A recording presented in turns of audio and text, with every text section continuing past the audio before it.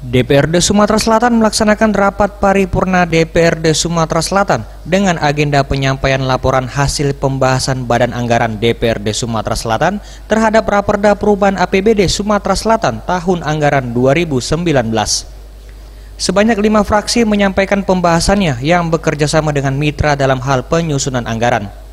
Fraksi 1 menyetujui anggaran yang diajukan oleh KPU Sumatera Selatan sebesar 1,3 miliar rupiah untuk sosialisasi pemilihan kepala daerah serentak tahun 2020 yang akan terjadi di 7 kabupaten di Sumatera Selatan, serta penyusunan pendapatan asli daerah yang dilaporkan oleh Komisi 5 DPRD Sumatera Selatan.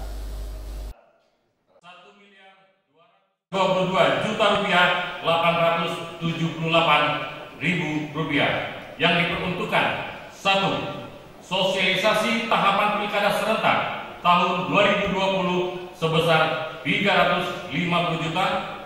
2. Bimtek KPU Kabupaten Kota sebesar 366 juta 90.000 rupiah. 3. Monitoring supervisi sebesar 506 juta 788.000 rupiah.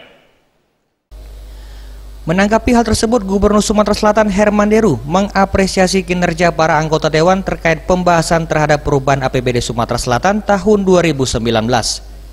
Selanjutnya, hasil dari rapat ini akan disampaikan langsung ke Mendagri untuk dievaluasi kembali terkait penambahan dan pengurangan anggaran yang telah disetujui. Dalam penyusunan perubahan anggaran pendapatan dan belanja daerah Provinsi Sumatera Selatan tahun anggaran 2019.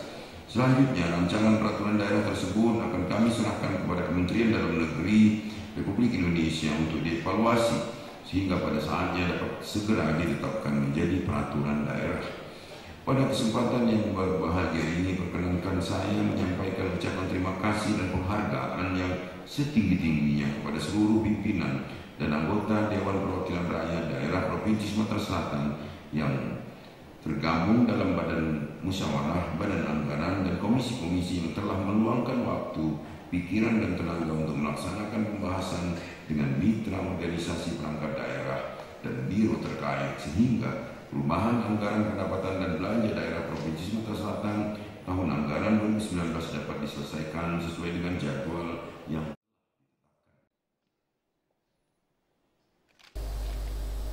Tim Liputan Sriwijaya TV.